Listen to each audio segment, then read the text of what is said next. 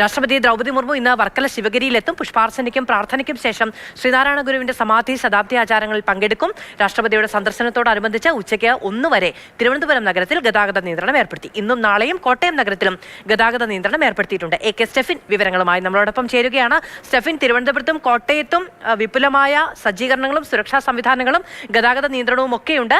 ശിവഗിരിയിലേക്ക് ഇന്നെത്തും. പാലായിലെ കോളേജിന്റെ platinum jubilee ഉദ്ഘാടനവുമായി ബന്ധപ്പെട്ട് അവിടെയും സന്ദർശനമുണ്ട്. എങ്ങനെയാണ് പരിപാടികൾ, ക്രമീകരണങ്ങൾ എങ്ങനെയാണ്? മധു, അല്പസമയത്തിനകം തന്നെ രാഷ്ട്രപതി രാജ്ഭവനിൽ നിന്ന് പുറപ്പെടും. എല്ലാ സുരക്ഷാ ക്രമീകരണങ്ങളും പോലീസ് നഗരത്തിൽ ഏർപ്പെടുത്തിയിട്ടുണ്ട്. പ്രത്യേകിച്ച് രാഷ്ട്രപതി കടന്നു വരുന്ന വഴികളിലെല്ലാം തന്നെ വലിയ പോലീസിന്റെ വിന്യാസത്തെ നമുക്ക് കാണാം. ഞാനിപ്പോൾ നിൽക്കുന്നത് തിരുവനന്തപുരം വിമാനത്താവളത്തോട് ചേർന്നുള്ള സ്ഥലത്താണ്, ശംഖുമുഖത്താണ് നിൽക്കുന്നത്. ഇവിടെയും പോലീസ് ഇപ്പോഴേ സജ്ജമായി നിൽക്കുകയാണ്. മറ്റ് വഴികളിൽ നിന്ന് ഈ രാഷ്ട്രപതി കടന്നു വരുന്ന വഴികളിലേക്കുള്ള വാഹനങ്ങളെല്ലാം ബ്ലോക്ക് ചെയ്തിട്ടുണ്ട്.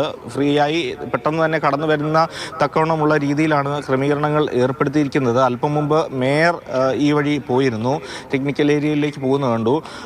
അതോടൊപ്പം തന്നെ മറ്റു ഉദ്യോഗസ്ഥർ പോകുന്നത് കണ്ടു. ഇനി ഏതായാലും അവിടുത്തെ രാജ്ഭവനിലെ ചടങ്ങ് പൂർത്തിയാകുന്നതോടുകൂടി എത്രയും പെട്ടെന്ന് തന്നെ ഇങ്ങോട്ടേക്ക് എത്തും എന്നുള്ളതാണ് പ്രതീക്ഷിക്കുന്നത്.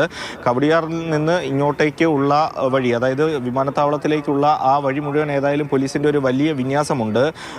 യാതൊരു തടസ്സവും ഉണ്ടാകാതെ പെട്ടെന്ന് തന്നെ വാഹനങ്ങൾ കടത്തിവിടുന്നതിന് വേണ്ടി ഓരോ ജംഗ്ഷനിലും പോലീസിൻ്റെ ഒരു CI അല്ലെങ്കിൽ SI ഉൾപ്പെടെയുള്ള ഉദ്യോഗസ്ഥരാണ് ഓരോ ജംഗ്ഷനിലും ഉള്ളത്.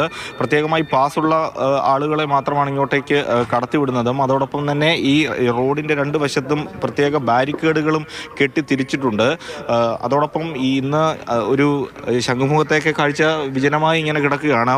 ആളുകളൊന്നും തന്നെ കൂടുതലായി ഇങ്ങോട്ടേക്ക് എത്തുന്നില്ല. അത്തരത്തിലുള്ളൊരു നിയന്ത്രണമാണ് ഏർപ്പെടുത്തിയിരിക്കുന്നത്. നമുക്ക് ദൃശ്യങ്ങൾ കാണാം. ശംഖുമുഖം ഭാഗത്തേക്ക് വരുന്ന വാഹനങ്ങൾ അത് അവിടെ ഇപ്പോഴേ തടഞ്ഞ് ഇട്ടിരിക്കുന്ന ഒരവസ്ഥ ഇപ്പോൾ നിലവിലുണ്ട്. കവടിയാർ മുതൽ ഏതാണ്ട് വിമാനത്താവളത്തിന്റെ ഈ പ്രദേശം വരെയാണ് നിയന്ത്രണം ഇപ്പോൾ ഏർപ്പെടുത്തിയിരിക്കുന്നത്. AK സ്റ്റെഫിനാണ് വിശദമായ വിവരങ്ങൾ നൽകിയത്.